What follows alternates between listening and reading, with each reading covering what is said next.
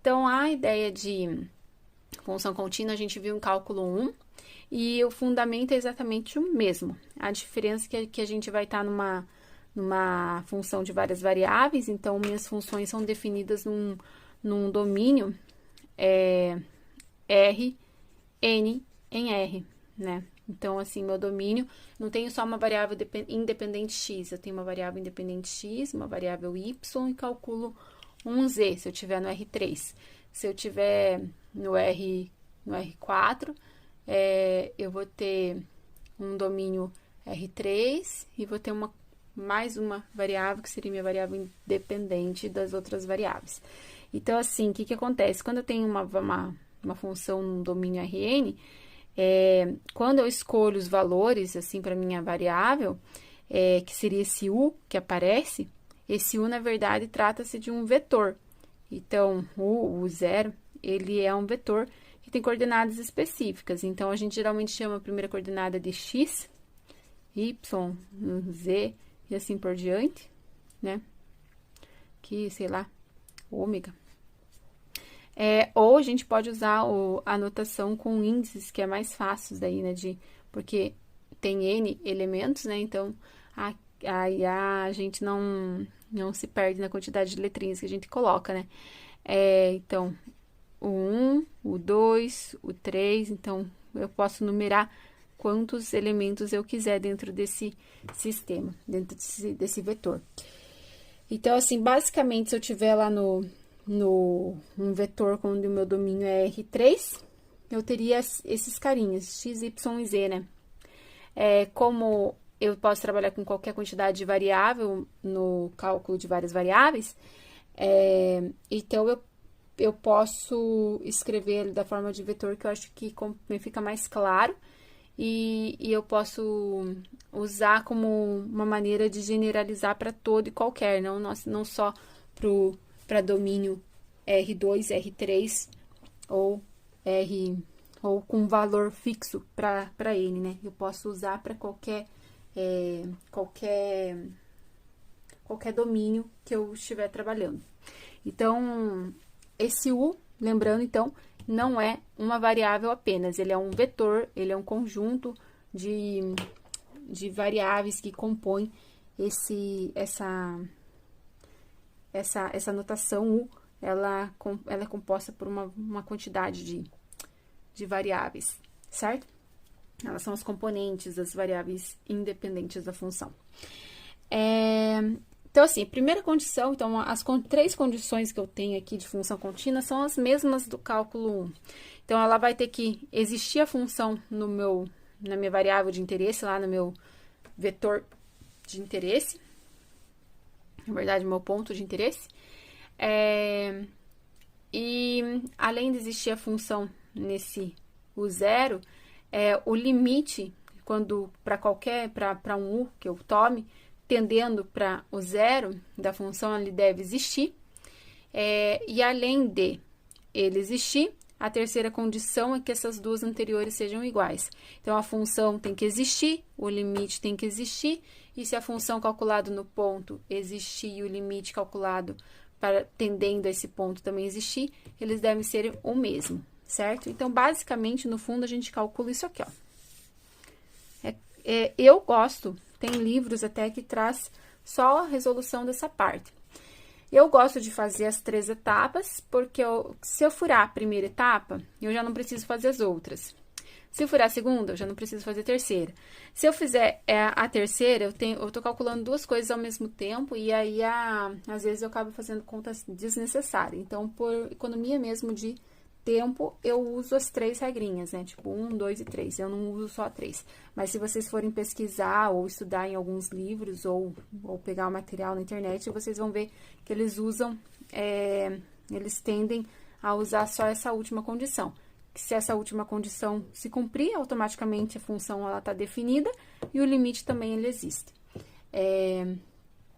Lembrando que para eles existirem, eles têm que chegar num valor fixo, né? Não pode divergir.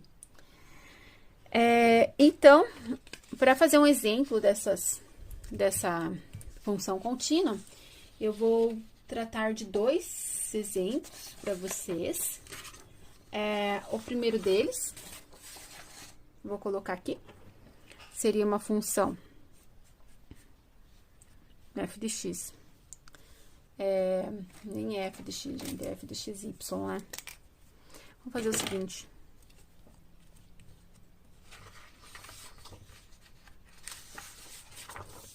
Pronto.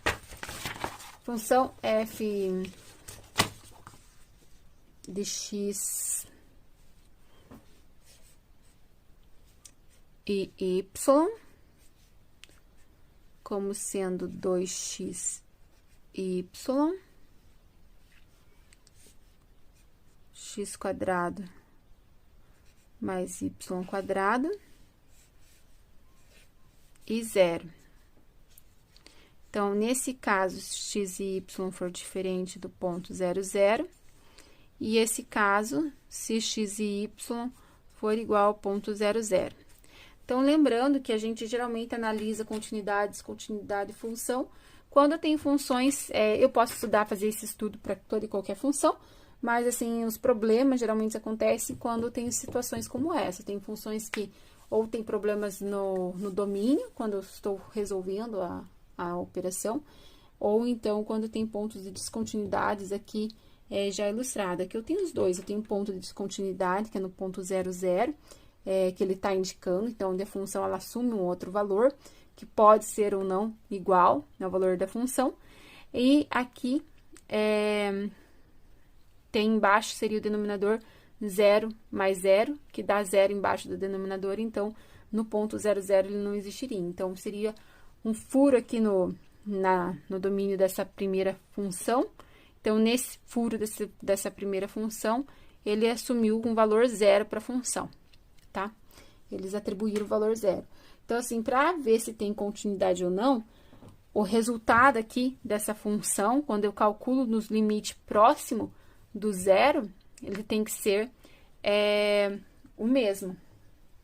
Então, ele tem que ter o mesmo valor 0, certo? Então, eu tinha que se aqui fosse 2. Aqui também, a hora que eu fizesse a minha operação, eu calculasse o limite, eu tinha que chegar no 2. Então, nem sempre aqui vai ser 0, tá, gente? Às vezes pode ser até uma outra função. Então, o primeiro passo que a gente vai ver é verificar se existe a função no ponto. Então, no ponto de análise. O ponto de análise é o ponto 0, 0. Então, eu vou olhar aqui, ó, no ponto 0, 0, se existe a função, se a função está definida. Então, a função está definida, certo? Então, primeiro, f de u0, se ela está definida. Então, essa é a primeira pergunta. No nosso caso, seria o f de 0, 0. No ponto 0, 0, ele está definido e está definido como 0. Então, beleza. Então, a função no ponto 0, 0, ela existe, vale 0. A segunda condição seria o limite. Então, limite, quando x e y tende ao ponto 0, 0, da função f de x, então, seria a minha função problemática aqui, ó, 2x e y, dividido por x quadrado mais y quadrado. Então, esse limite tem que existir. Então, assim, se eu substituir os dois valores 0 e 0, eu vou chegar em algo indeterminado. Então, o que a gente vai fazer? A gente vai usar aquela regra dos caminhos para resolver limite que a gente vinha resolvendo até então, dessa maneira, né? A regra dos limites determinando o limite por caminhos diferentes é atribuir um caminho em que eu vou aproximar a função do ponto 0, 0 por algum caminho específico. Então, assim, se eu usar o caminho pelo eixo dos y, então, por exemplo, fazendo que x seja igual a 0, então, se eu zerar o x, eu vou ficar preso no eixo dos y, e aí eu posso aproximar a função do 0, 0 por cima do eixo dos y, né? Então, o y vai tender a 0 e o x vai ser igual a 0. Então, se eu seguir esse caminho, o que que vai acontecer? O meu limite eu posso reescrever dessa maneira. No lugar do x vai ser 0, porque o x vai ser igual a 0. Então, vai zerar lá a parte de cima. Aqui fica 0 e o y não fica 0, mas ele vai tender a 0. Certo? Então, chega nesse limite aqui, onde x eu igualei e o y eu estou tendendo. Se eu fizer dessa maneira, eu vou chegar no resultado 0 por limite, certo? Agora, eu vou fazer um outro caminho, tentar um caminho 2. Se eu tentar vários caminhos e essas tentativas de caminhos forem dando o mesmo resultado, provavelmente o limite existe e converge para esse resultado. Se os caminhos me apontarem para resultados diferentes, significa que o limite não existe, porque o limite tem que ser único. Então, eu não posso ter dois valores diferentes para o limite, tá? Então, o próximo caminho que eu vou usar é x igual a y, tá? Se eu fizer x igual a y, eu vou ficar com o limite seguinte. Então, vou fazer o x tender a 0 e o x vai ser igual a y. É como se eu estivesse eliminando uma variável, tá? Então, x é igual a y e x tende a 0. Quando eu faço x igual a y, eu estou me aproximando do ponto 0, mas pela reta identidade. X igual a y. A x igual a y é a reta identidade, aquela reta que se eu tiver no plano x e y, eu vou estar dividindo vou dividir o gráfico do plano cartesiano nos quadrantes ímpares, que seria o 1 e 3. Eu já faço o desenho para vocês verem, gente. Então, se eu fizer x igual a y, eu vou ficar com a seguinte situação. 2x ao quadrado, lá em cima, porque x vezes x é x quadrado. E aqui vai ficar x quadrado mais x quadrado, que também é 2x quadrado. Aí que fica como para resolver esse problema, né? Eu tenho uma expressão dividida pela mesma expressão. Qualquer número dividido por qualquer número é ele mesmo. Mas, professora, está tendendo para 0. Mas como eu estou no limite, ele está tendendo para 0. Então, eu estou tendendo para o mesmo valor, não estou tendendo para valores diferentes. Então, por mais que seja próximo de 0, tipo 0,00001, lá embaixo vai ser 0,00001. Então, acaba sendo 1 da mesma forma, certo? O que não pode acontecer é ser 0 sobre 0 mesmo. Ou não ter certeza de quem é. Por exemplo, aqui está tendendo os dois para 0, só que os zeros são diferentes. Aqui, o 0 de cima seria um número muito pequenininho, um número muito pequenininho expresso por x vezes y. Aqui eu tenho um número muito pequenininho expresso de maneira diferente, então não tem como simplificar, porque eles não são coisas iguais. Eles dão valores muito pequenos, próximos de 0, mas porém diferentes. Diferente daqui, que eles são iguais, tá? Então, beleza, fiz essa regra dos caminhos e cheguei em coisas diferentes. Então, o que eu posso concluir disso? Que o limite não vai existir. Se o limite não vai existir, quebra a minha segunda condição. Então, a função é descontínua. É descontínua. Eu coloquei no material de vocês, no material escrito, material de apoio que eu vou colocar na plataforma, eu coloquei com os gráficos dessas funções em 3D que eu fiz no GeoGebra. Não fica fácil de ver essa função na forma, porque como a gente pega uma coisa que é 3D e pega uma imagem dela no plano, planificada, ela não fica fácil de enxergar. Se vocês usarem o GeoGebra para recriar essa função, vocês conseguem ver melhor, porque daí lá tem o recurso de ficar girando a função e consegue ver melhor. Ou no Implot, eu acho que até é melhor. Eu fiz no GeoGebra para testar, que faz tempo que eu não fazia, eu queria relembrar. Mas eu acho que no Implot, acho que fica até melhor de ver, porque no GeoGebra, na janela 3D, ele limita só para a parte de cima do eixo do Z, e daí não dá para ver o que acontece com a função na parte de baixo do eixo do Z. Mas, assim, dá para ter uma ideia, dá para analisar, pelo menos, o ponto de descontinuidade que foi dado, né, que é o ponto zero, dá para enxergar razoavelmente a ideia da descontinuidade lá. Então, aqui, gente, eu vou fazer o desenho do espaço. Então, assim, no primeiro caso, esse aqui é o meu eixo do X, esse é o meu eixo Z, esse é o meu eixo Y. Então, eu tenho uma superfície lá, e esse limite que a gente calcula para tendendo a zero, eu quero ver se essa superfície passa pelo ponto 0, 0, no eixo aqui no plano X e Y. E se ele resulta em zero, então, ele passa pela origem dos 3 eixos, certo?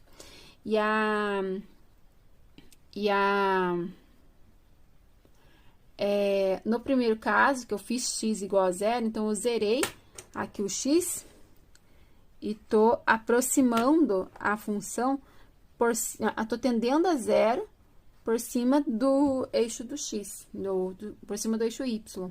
Então, eu ignorei o valor de x, eu fiz x igual a zero e fiquei com valores próximos aqui do ponto de interesse, mais por cima do eixo. Quando eu faço essa segunda condição aqui, é como se eu pegasse esse caminho aqui, que é a bissetriz dos quadrantes ímpares, x igual a y. Eu estou aproximando da superfície de interesse pelo caminho da x igual a y. Então, esse vários caminhos que a gente adota, é mais ou menos isso que a gente faz. A gente pega um percurso no limite, em todos eles têm que dar o mesmo resultado. Então, a gente vai testando caminhos para ver se dá algum erro. Então, nesse caso, deu um erro. Então, significa que a função é descontínua. Se eu testar vários e der o mesmo resultado, então, a chance é grande de a função ser contínua, certo? Então, vamos para o exemplo 2, que é um caso em que a função, vou adiantar, né, o spoiler, o caso é de uma função contínua. Então, f de x é igual a xy quadrado, x quadrado mais y quadrado, e zero. Opa, aqui é só zero, gente. Zero se for a função tendendo para diferente, né? Desse ponto de interesse 0, 0.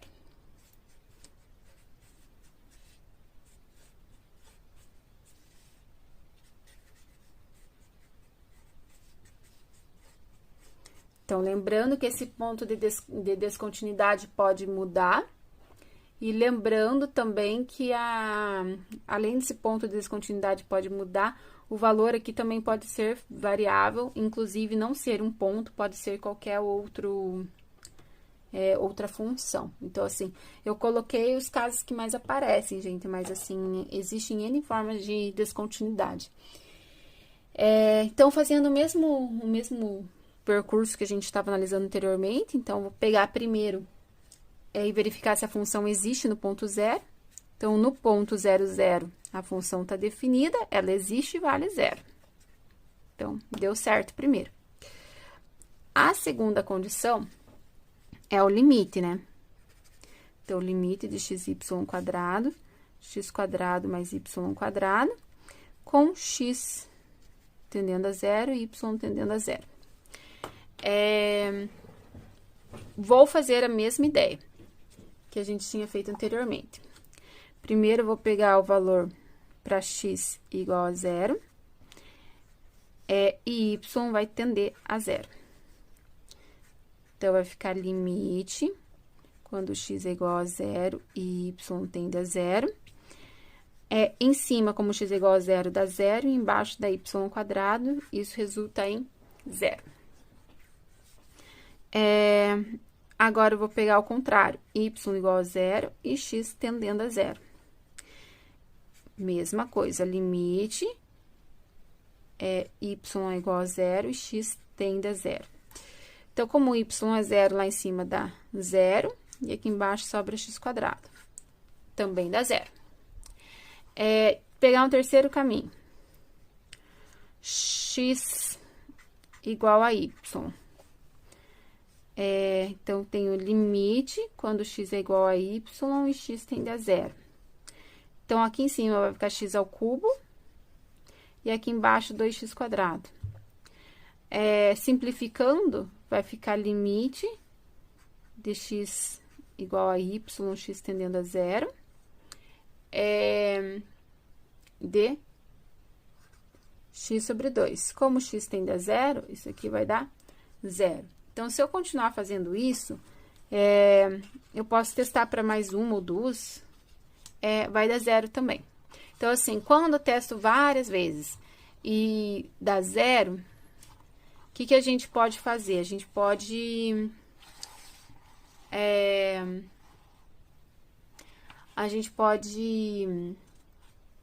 testar, resolver o limite para verificar quanto que ele dá. Para resolver o limite, gente, a gente tem duas opções. Ou faz por definição, que a maioria de vocês não estão acostumados a fazer, porque envolve bastante conceitos de módulo, norma de vetores, e a gente fez na sala. Eu acho que fica bem abstrato para o pessoal que trabalha com cálculo mais aplicado, que é com vocês de engenharia, o pessoal da física. Então, assim, eu acho que quem usa mais essa parte de definição seria mais os matemáticos mesmo. Então, assim, existe um recurso para resolver integral aditivo, que é mudança de variável. Então, assim, para resolver integral, a gente vai usar esse conceito de mudança de coordenada. A gente vai para coordenadas onde eu troco o x e o y. O x eu vou trocar por r cosseno θ. E o y eu vou trocar por r seno θ. Então, eu faço essa mudança de coordenadas para poder resolver o limite. Aí, gente, quando a gente faz essa mudança, a ideia é usar as identidades trigonométricas para poder simplificar nossas operações, né? Como no limite a gente tem essa expressão que é o x² mais y², eu vou escrever esses caras aqui ao quadrado para a gente ver o que pode simplificar. Então, ó, x² y² vai ser r² cosseno quadrado θ, r² seno quadrado θ. Certo? Então, x² mais y², eu vou somar esses dois carinhas aqui, vai dar quanto? Vai dar r², que eu posso colocar em evidência, porque está nos dois termos, e aqui vai ficar cosseno quadrado de θ mais seno quadrado de θ. Isso aqui é uma identidade trigonométrica e vale 1. Então, no final da história, x² mais y² vai valer r². E aí, a gente vai substituir essas ideias lá no limite. E o que a gente pode ver também, gente, que como o x e o y tá tendendo para zero, o r também vai tender para zero. Então, x e y tende para zero, automaticamente o r tende para zero também, certo? Isso eu posso ver esses carinhas indo para zero por essa mesma relação também, porque eu tenho duas funções que elas oscilam, são limitadas e elas oscilam, certo? Multiplicado por um r que está tendendo para zero. Então, zero vezes qualquer função que seja limitada, ela vai dar zero também. Então, o valor do cosseno de θ, independente de quem seja o θ, ele vai variar entre menos 1 e 1. Então, assim, ele não vai assumir nenhum outro valor. Então, ele não vai divergir, a função não vai lá para o infinito, para ficar zero vezes infinito. Então, assim, se fosse zero vezes infinito, eu não poderia alegar essa análise, né, que a gente está fazendo. Mas como é zero vezes uma coisa que está limitada entre dois números, que é o menos 1 e 1, então eu posso dizer que o r tende para zero, certo? Então, gente, voltando, né, para substituir o limite por essas novas variáveis. Então, eu vou escrever ele aqui de outra cor, para ficar mais bonitinho. Então, vai ficar limite. O limite que eu tenho é x e y quadrado. X quadrado mais y quadrado. Com x e y tendendo a zero. Eu vou reescrever isso como sendo o limite de r tendendo a zero. O x é r cosseno θ. O y quadrado é r quadrado seno quadrado de θ. E aqui embaixo seria a soma x quadrado mais y quadrado, que a gente viu que vale r quadrado. Eu posso simplificar os termos semelhantes e fico com o limite sendo r vezes cosseno θ seno quadrado θ. Como eu falei anteriormente, o cosseno e o seno são funções limitadas, então, eles vão assumir valores quaisquer entre o intervalo de -1 e 1. Qualquer número que ele assumisse vezes o r que está tendendo para zero, isso aqui vai dar zero. Então, vai tender para zero. Como a gente tinha imaginado anteriormente, fazendo ali a regra dos caminhos, que estava dando tudo zero, né? 0, 0, 0. Então, assim, o limite a gente conseguiu mostrar que vale zero. Então, beleza. Então, passo 2, ok, o limite o limite existe. E o passo 3, né, da nossa análise de continuidade é verificar se o limite é o mesmo da função. Então, tem que a função no ponto de análise é zero, e eu cheguei que o limite da função de x e y também é zero. Como essas duas coisas são iguais,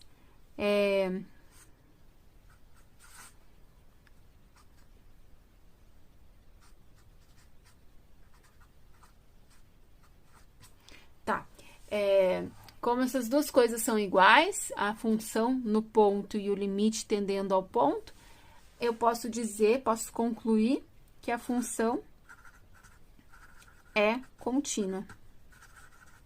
Contínua no ponto 0, 0. Então, sempre que a gente analisa a continuidade, é num determinado ponto, viu, gente? Não é em toda a função. Então, nesse ponto, a função ela é contínua. Geralmente, a função é descontínua num determinado problema.